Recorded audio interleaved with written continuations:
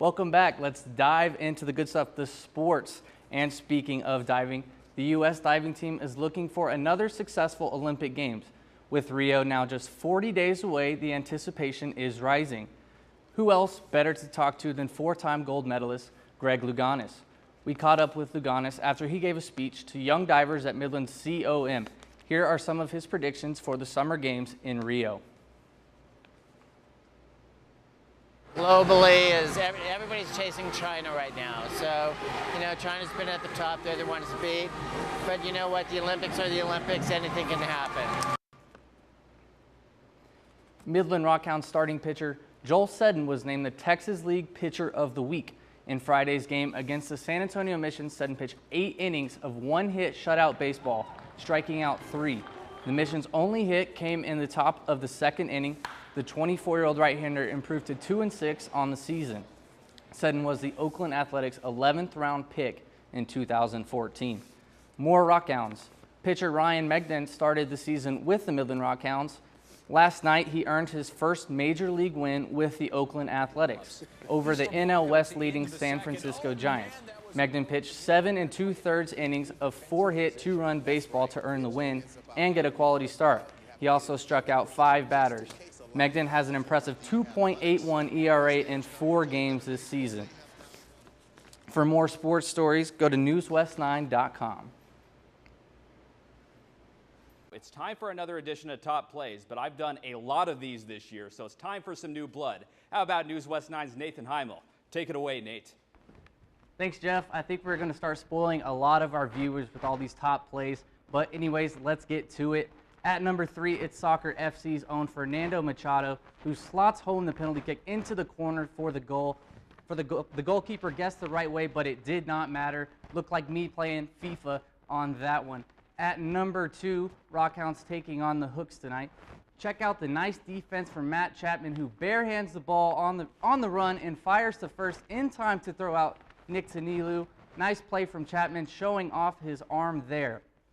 And now to number 1, we go out to Oakland Athletics taking on the Blue Jays Saturday, where former Midland Rockhound Ryan Healy is going to take the knuckleballer R.A. Dickey deep to left field for a 3-run shot, giving the A's a 4-2 lead. How about that for your first big league hit? The family loves it, and so do his teammates. What a great moment there for Ryan, who will never forget that. That's going to do it for Top Plays, Jeff. Back to you. Thank you, Nate. I'm out here at Boone Pickens Stadium, where the Cowboys are preparing to go through final walkthroughs before game day on Saturday at Kansas. Now, the last 2 times the Cowboys have visited Kansas, the game hasn't been so comfortable.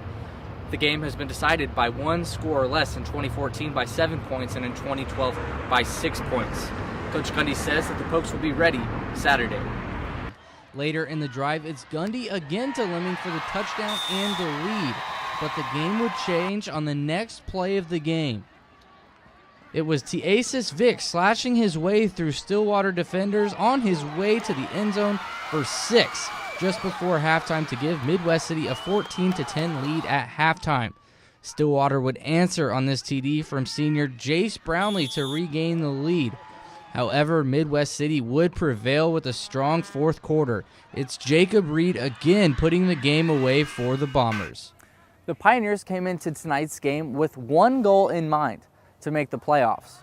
But after tonight's disappointing loss, the Pioneers lost control of its own playoff destiny. But with the Choctaw loss tonight in double overtime, Stillwater season will continue. The Pioneers will travel to Muskogee for its first round matchup. From Pioneer Stadium, I'm Nathan Hymel. The Oklahoma State Cowgirls tipped off its season in style against Arkansas State. Here's Kaylee Jensen laying in 2 of her team-high 22 points on the day. The Cowgirls struggled to separate themselves from Arkansas State, leading by just 7 at halftime. But in the third quarter, the Cowgirls would pull away. Check out the nice ball movement, which leads to this Carly Wheeler triple, helping the Cowgirls to a 30-7 edge in just the third quarter alone. Later, it's Wheeler again. This time she gets the hoop and the harm for the and one bucket. The Cowgirls rolled off 19 straight points to start the second half. Here it's Jensen again for 2 more. She finishes with a double-double as the Cowgirls go on to win 76-34. Thanks, Amelia. I'm Tyler Segerman, joined by two of our reporters here, Nathan Hymel and Doug Thompson. Yeah, my takeaway, Michigan staying at number 3 after a loss to a 5-4 Iowa team. Definitely a disappointing loss for them. But then you come to the point that this is their first losses, respectively, for all 3 of these teams. So to defend the committee, who do you put above them? That's fine with me that they're number 3. So, as far as everyone wants to know, can the Big 12 somehow get a team in? We had OU last year, of course. OU's playing West Virginia later tonight in West Virginia. Oklahoma State's about to play TCU in Fort Worth coming up. Do you guys see any chance of a Big 12 team potentially getting into the playoff this year? I think realistically, it's going to come down to Oklahoma. Already at number 9, those 2 losses came early in the season, undefeated in Big 12 play. You get a tough road win, assuming they win, at West Virginia and Morgantown. How far is the committee willing to move them up? And then potentially, if Oklahoma State were to win and beat TCU, then you're looking at probably a top 10 matchup in Bedlam, another win that could yet catapult them up the rankings. But will they be able to get to that number 4 spot? And I want to touch on West Virginia being at number 14, the disrespect that the committee has shown them. You look at a team like USC, 7-3, ranked above a 1-loss Big 12 team like West Virginia. Blatant disrespect there, and I don't think that West Virginia, even if they do win out, can leapfrog 10 spots in just 3 weeks. You touched on it. Oklahoma State right now, after 3 games, the number 3 ranked offense in the country, averaging 107 points per game. But like we said, this is a talented UConn team. Last season, they had the number 8 recruiting class in the country. So definitely a talented team. Those 2 opening, very disappointing losses, but this is a team that tends to show up in March, and they're a talented team, and it would not surprise me if they came out strong. It's an exciting time for Oklahoma State basketball. We really don't know how good this team is yet, and we're going to see a step up in the level of competition here. So it's going to be a tough game if they were to beat UConn and match up against North Carolina. I don't know who would guard Kennedy Meeks. He's a very big matchup problem. We've seen a guy like Mitchell Solomon struggle with foul trouble. So I think that would be one key matchup for the Cowboys to watch. For Tyler Segerman, Nathan Hymel, and Doug Thompson, thank you for watching. Back to you, ladies. The Oklahoma State Cowboys will walk off of Boone Pickens Stadium for the last time in 2016 on Saturday. But for the Cowboys' 20 seniors, it will be the last time ever. Well, fortunately, we're graduating a group that's won a lot of football games and been involved in a lot of success. They're doing everything right. They're very loyal to this program. We've been loyal to them, and that's what's created this environment where we've had a large group of successful seniors for a number of years now. The Cowboys will have to replace 3 of its top 4 tacklers in 2016, including star linebacker Jordan Burton. Jordan Stearns, the team's leading tackler, who sealed last week's win over Kansas State with his 3rd interception on the season. Fires over the middle. Pass is intercepted by Devontae Averette. And Devontae Averette, who has only been in Stillwater 2 years but has made a huge impact. Coach Gundy praised Averette's work ethic. Since then, he's been great. He's very loyal.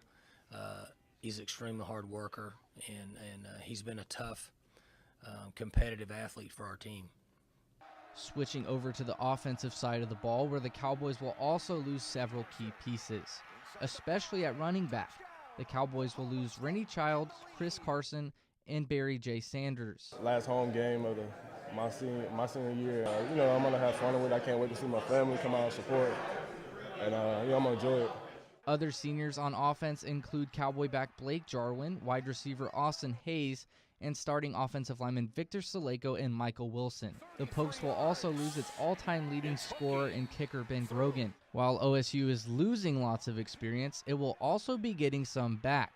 Senior receiver Marcel Aitman, who has been sidelined with a foot injury, will use his medical red shirt, allowing him to return for the 2017 season to join an already loaded receiving corps. From all of us here at the Poke Report, we would like to thank our seniors. For the Poke Report, I'm Nathan Hymel.